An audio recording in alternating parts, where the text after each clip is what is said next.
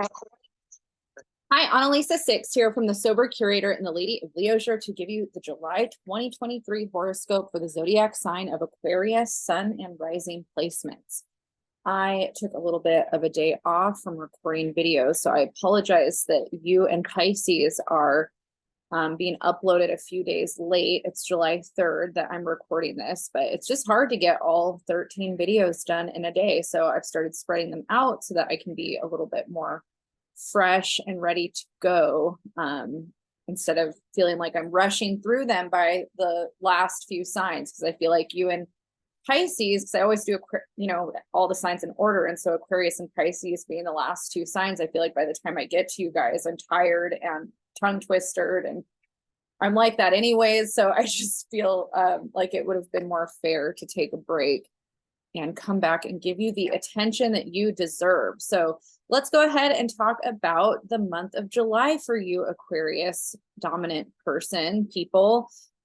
We started out July 1st with a pretty special transit in the sky. We start out in Cancer season every July, but this month we had a cazimi, which is the name for a conjunction between the Sun and Mercury, when they are together in the same sign at the same degree.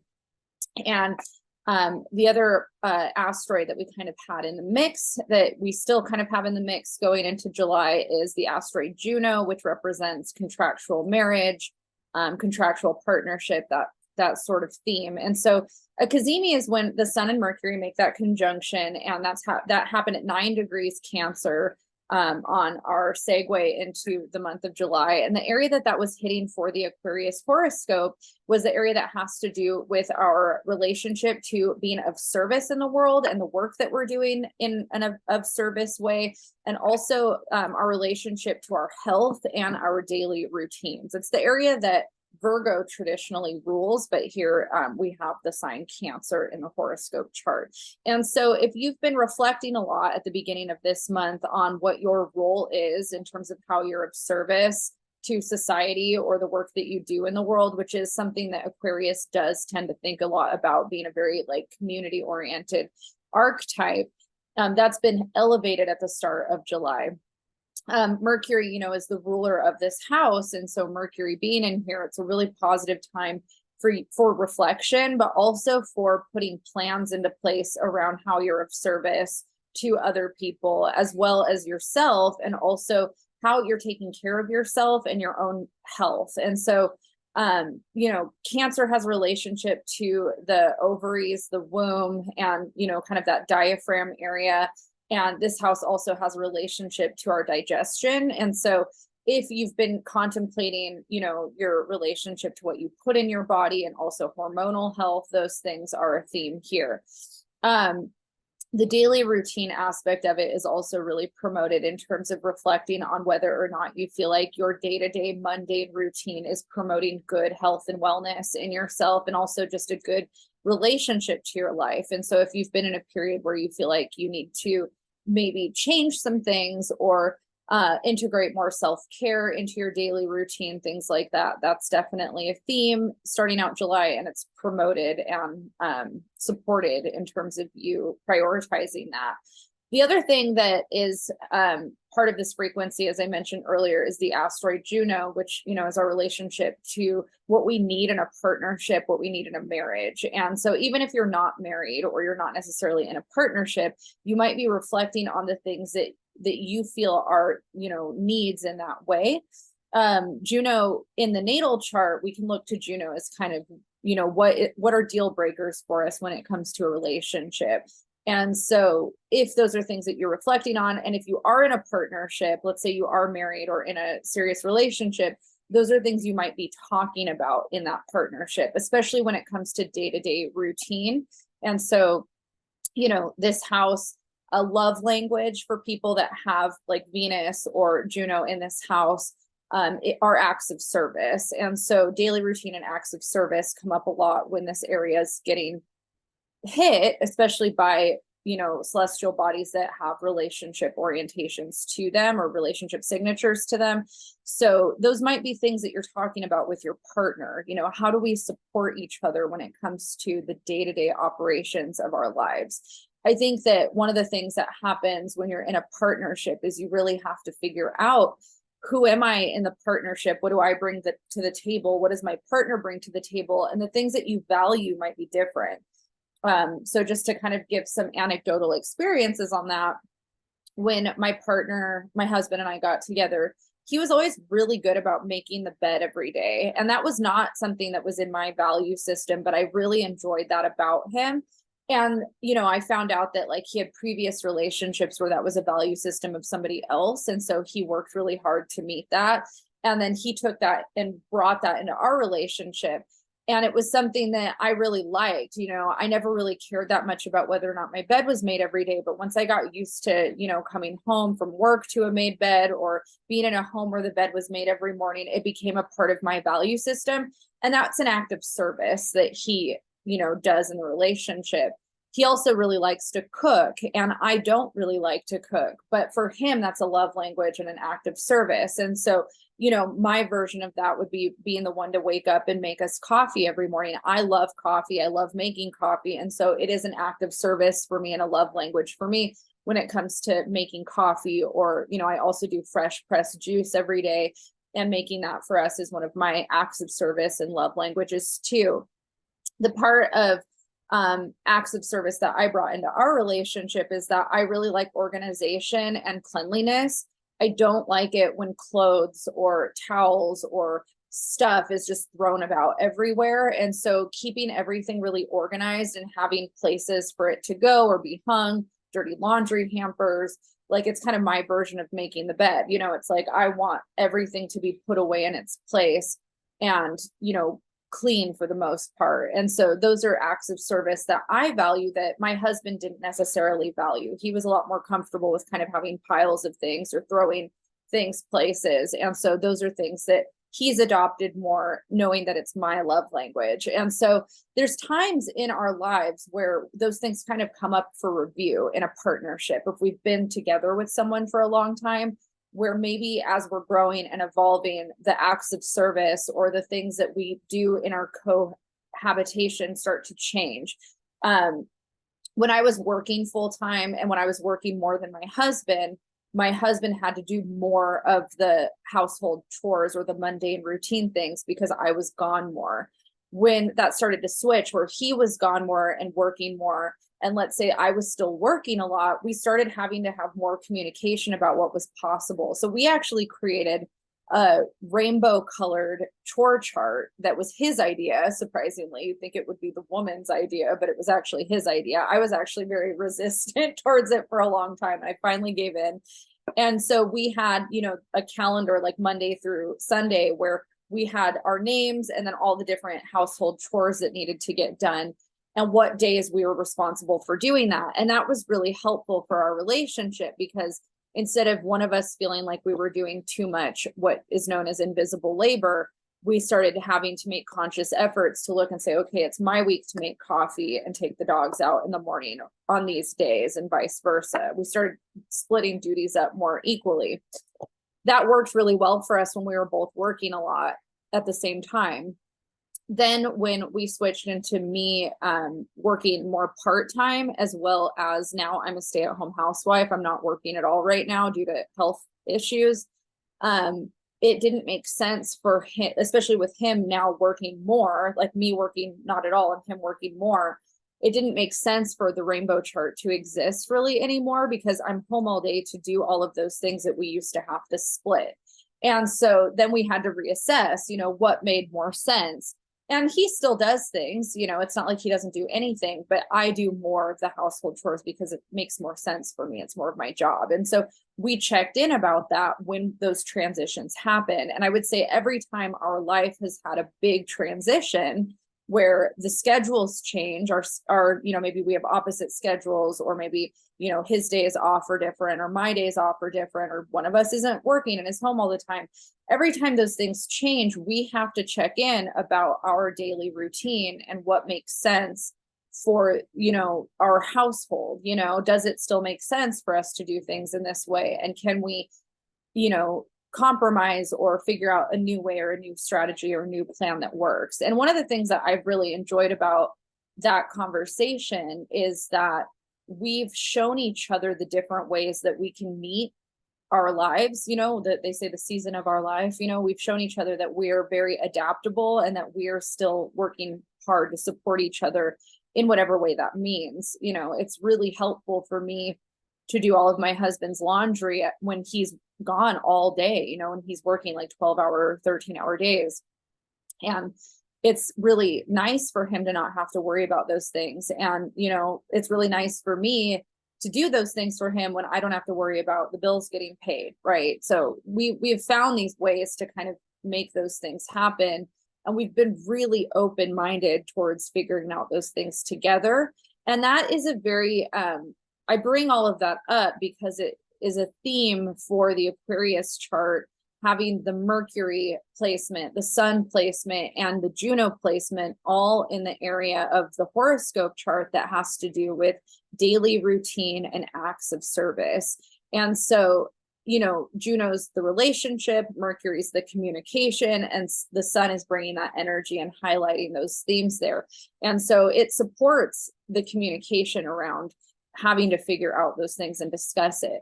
If you're not in a relationship and you're wondering how this applies to you, this can also play out in your work life.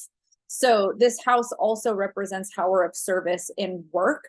And so if you have a lot of like colleagues and you're having to figure out systems of operation within the work environment, that also is a theme here. And so maybe you already have all that stuff at home, whether it's with roommates or family members or your marital partner, but equally at work is kind of like our second home oftentimes. And so we still have to figure out and have those discussions in the office, or, even if we work from home online, there might be ways in which things get delegated and organized that have to be constantly worked on, who's taking on certain loads of work, who's putting more energy here. What is the schedule like? Are things happening on the schedule in a way that's efficient?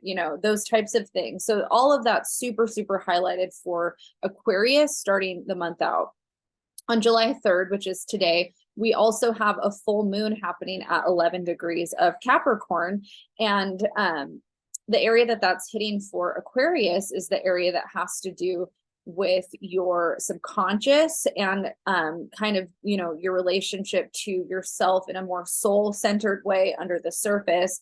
And it's a time where you might be feeling more introspective, more introverted. You might have had some really interesting, intense symbolic dreams during this full moon.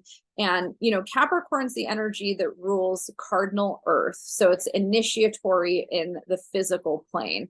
But when it's in the area that has to do with our kind of subconscious or our soul-centered energy or our dreams, the imaginal realm, we might be thinking more of our unconscious goals, dreams, or desires of things that we want to manifest in the physical that maybe we don't necessarily know how to make real necessarily. This area also is sometimes associated with our unconscious fears.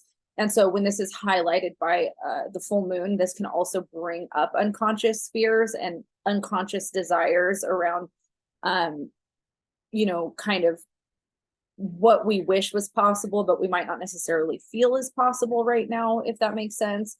So this is, full moons are a time of manifesting and releasing. So this is also a positive time for you in reflecting on what your hidden or unconscious fears are, why you have them, why you might feel like there's some limiting beliefs preventing you from taking action towards things that you want to manifest in your life. And then how can you work on that? How can you set intentions towards releasing some of those fears and maybe believing more in yourself and the goals that you want to see yourself meet in the coming month, in the coming days, as we move, closer into the summer, closer towards Leo season, those types of things. I hope that resonates for whoever's listening to this. I think that this area of the chart, when it's highlighted, can sometimes feel very ungrounding. And then we have Capricorn, it's a very grounding energy, a very action-oriented energy.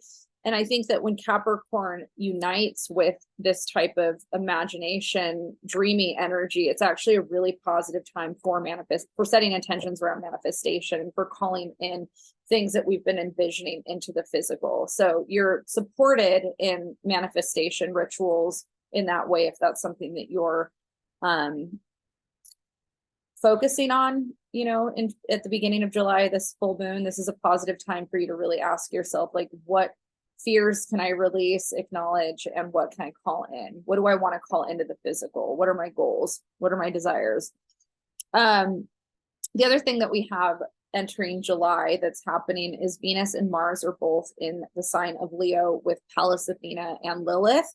And this is hitting in the Aquarius horoscope chart in the area of partnership and relationship. And so, just kind of a reminder that Aquarius and Leo are the opposing signs of each other. Aquarius is fixed air, Leo is fixed fire.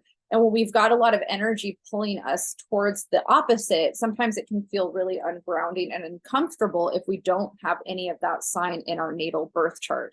So if you're an Aquarius dominant person that lacks a lot of Leo energy, this might feel like a very discombobulating time in the sense that so much is pulling you out of your comfort zone towards Leo. If you're an Aquarius that has energy in Leo, then those areas of your chart are more activated, and it might not feel as uncomfortable, but it might still feel like there's some tension because you still have that polarity of Aquarius. Opposites are always, kind of doing this attraction, repulsion, balancing act. And it's an opportunity for us to integrate more of who we are in a more balanced way. So having an Aquarius rising or sun placement, that's your identity, that's your sense of self, that's more of kind of like who you are to yourself and how you put yourself out there to others. But the Leo energy being on the opposite side of the chart for you in the horoscope sense is, more about other people, how you're relating to other people, how they're also relating to you. And so when we have Pallas Athena, Mars, Venus, and Lilith here, we might be experiencing some conflict with partners or other people, like best friends or business relationships that are, partnered. But Venus here also wants to bring evolution and resolution. And so it's also a time where even if there's some conflict happening in our personal relationships or our partnership dynamics, we also have an opportunity to learn and grow and find more ways to meet somebody in a more understanding way on their terms, just as much as asserting our own agenda. So it's interesting. I think Aquarius, even though Aquarius can be really community oriented and care a lot about other people, Aquarius being a fixed sign, it also can be really stubborn about what it believes the best way to do that is, and miss the entire point of connecting with people on their terms as well. So a lot of times what happens with Aquarian energy, especially when it comes to kind of more of the social justice, like group dynamic things, is Aquarius can be really good at advocating for a cause, but getting so tunnel vision on their own perspective of what's right, that they can miss maybe some of the other points of an opposing side that are valid. And this can happen in a broad sense and also in a smaller, more mundane sense. And so in a relationship dynamic, which is more of a kind of this intimate, dynamic, if you're in conflict with a romantic partner or a best friend or somebody like that, and you're so indignant on driving your point home, you can push somebody further away or miss maybe another side to it that's equally valid and important. And so in the sign of Leo also being a fixed sign can also have a really hard time letting go and not holding on to their pride or their own point of view. And so there's also this need to kind of let go and, know that it's not necessarily about winning and losing in a partnership. It's about understanding, coming together, validating both sides of something, even if it's not what you agree with, and finding a way to compromise or even maybe learn something new from somebody else. And that goes both ways. You might be feeling like the opposing person needs to do that more with you. You might feel like you also need to do that more with the opposing person. The fixed energy sometimes feels like it doesn't need to do that at all, and so sometimes when these things happen, we also have the realization that maybe if we're so indignant on our side and this person has a completely different point of view that we're just never going to see eye to eye, maybe this is a relationship that isn't going to work for us anymore. And so that's also something that could happen during these transits with Lilith. I'm like, Lilith it's Lilith. There's actually a lisp in Lilith. That's funny to me. But, you know, we could see that there's a relationship that isn't working for us. Mars here also kind of champions, and Pallas Athena champions us to kind of, you know, push back and be a little bit more confrontational. And so advocating for the self within a relationship might also be a theme for an Aquarius sun or rising person, where maybe in the past you've been, you know, more open, and maybe it's time to be less open. But that can go both ways, right? Maybe in the past you have been too confrontational and you need to be more open. It's really dependent on, you know, your own personal birth chart and kind of what's happening in the chart to really see how that's operating for you. A horoscope is so general, but those are themes that are coming up during these Leo transits. Some of the other energy that we have throughout the month, on the 10th, Mercury is going to be leaving Cancer and is going to be joining the Leo party. This is really positive when it comes to finding more constructive ways to communicate in partnership dynamics. So, you know, starting out saying that there might be some conflict, there might be some need to learn how to give and take, to see somebody else's point of view, you know, to advocate for the self while also being more open. And Mercury comes in and really helps to elevate that and allow you to do that. However, fixed Leo still, there can be an inability to really let go of your pride or your ego or kind of the way that you want to see things when Mercury's in Leo here. However, Leo is also a very passionate, joyful, fun-loving, open-hearted energy. It really wants to experience romance and fun playfulness with another person. And so even though there can be this other side of it with Mars, you know, having been just here, Mercury doesn't want there to be problems or conflict in Leo. It wants to have fun. It wants to find a way to connect in a more playful way. So I think that there's a lot of opportunity if you're in a partnership dynamic where you've kind of worked through maybe some of the conflict, to get back into a loving, romantic, playful place. And if you're dating, this could also be a really fun time to just let go and have fun and not take anything too seriously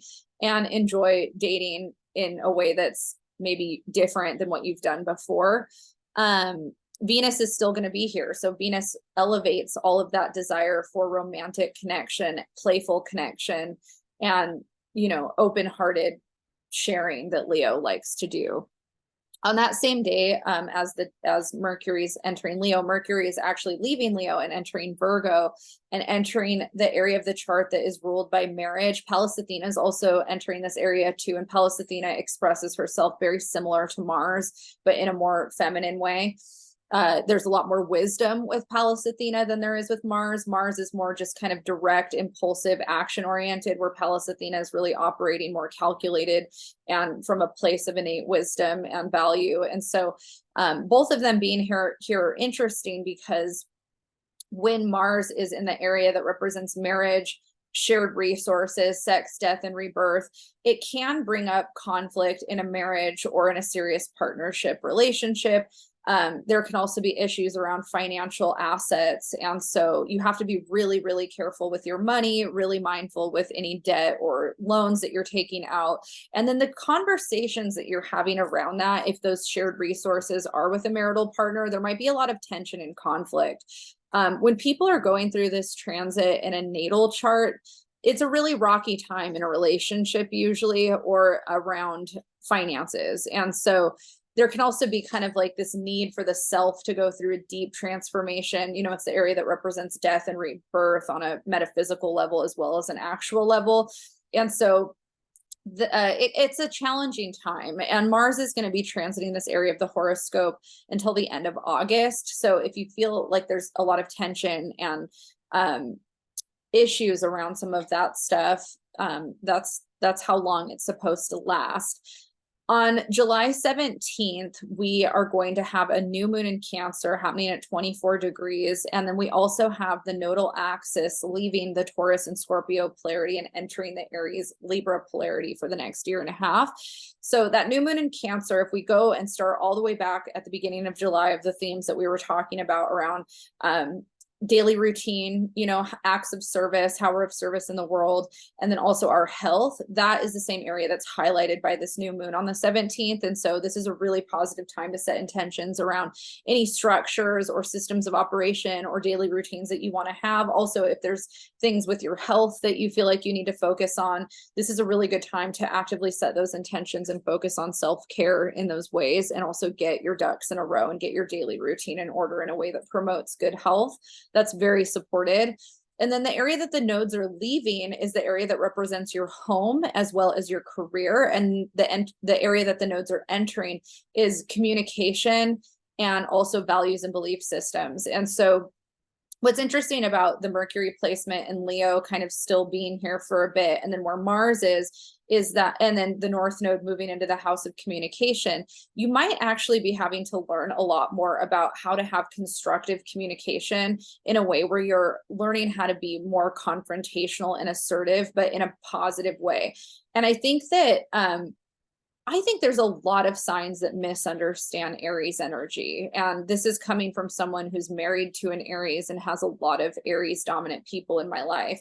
And I think as a Leo, and I have my Pallas Athena in Aries, but I think as a Leo and Sag rising person, a lot of the way Aries energy is not offensive to me, or it's not, like I don't dislike it the way some people dislike it. Some people really dislike Aries energy.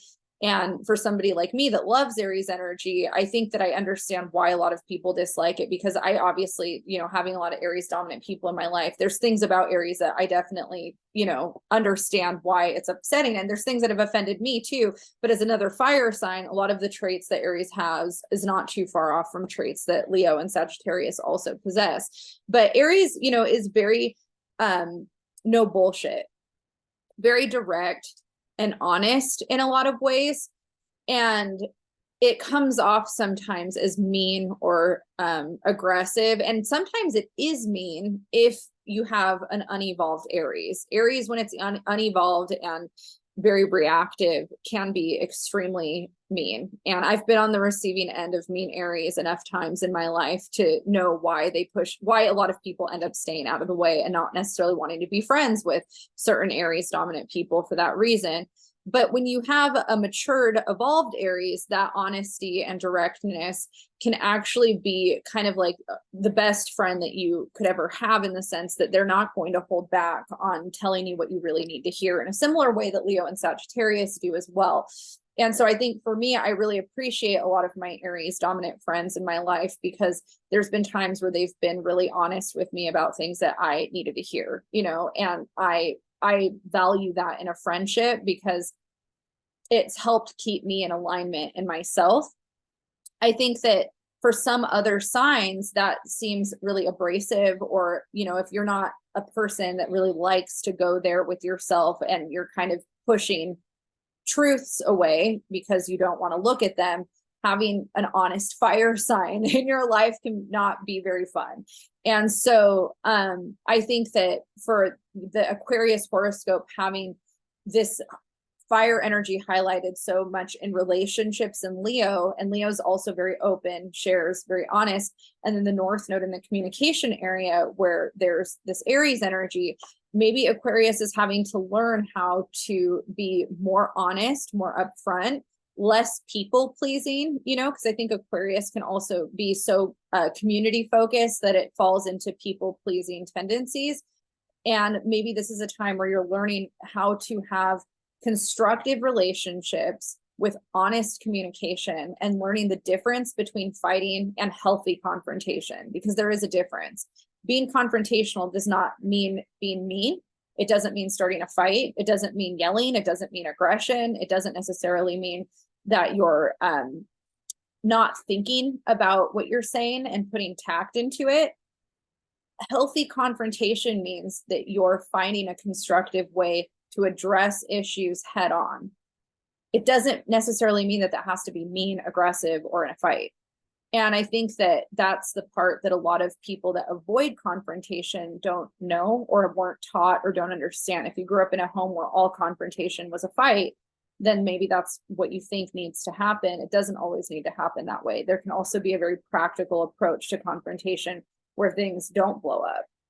But that's not something that a lot of people know how to do. But I think elevated Aries does know how to do that. And I think that the North Node in Aries for Aquarius is going to help you learn how to do that. Might start out rocky, might start out with some bad moments, but by the end of the transit, hopefully you get to a point where you've learned how to advocate for yourself and know that advocating for yourself with the right people isn't always going to end in something bad happening. So that's a big theme for Aquarius starting in July.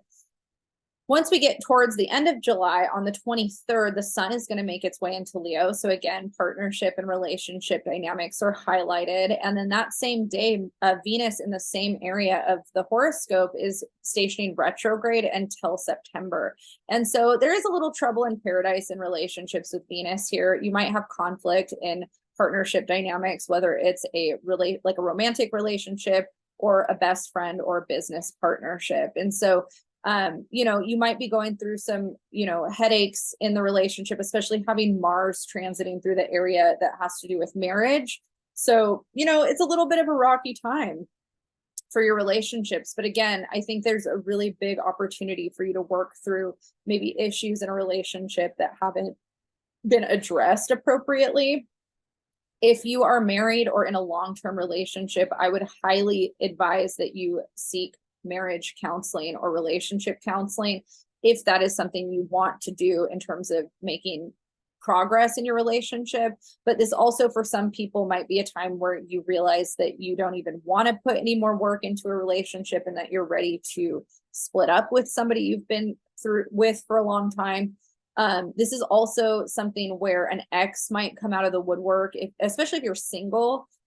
Dating could be really rocky during this time, or an ex could come out of the woodwork and you might be, working through some feelings around the past, around somebody that you've already been with. So it is a little bit of a rocky time for Aquarius in that way over the last half of July and the month of August.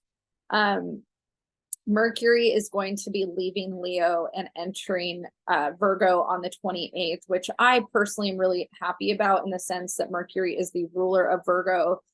It's domicile in Virgo. And so even though Mercury will be stationing retrograde in August in Virgo, and there will still be some turbulence here, it's still, it still functions well in the sign of Virgo.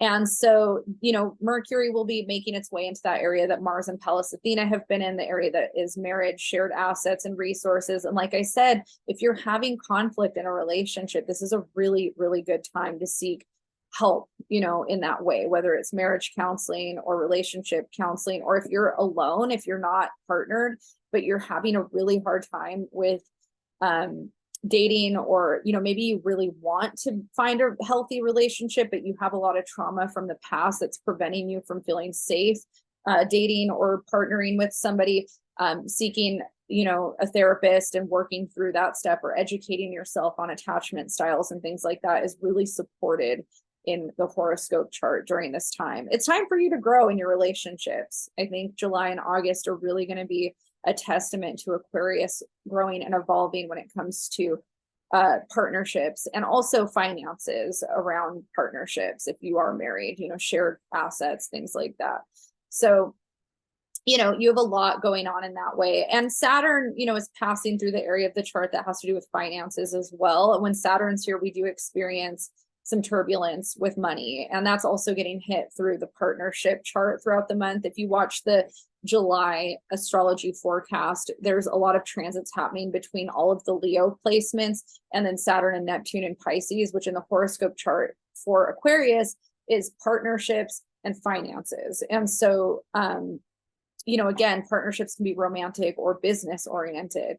And so, issues around self-worth, issues around how much money you're making, what you're contributing to your own life or the lives of others, are all a big theme in the Aquarius chart. So, it might be something that is positive for you to kind of lean into and do some education and intention around wanting to grow and evolve in who you are in your life and in the lives of others in that way.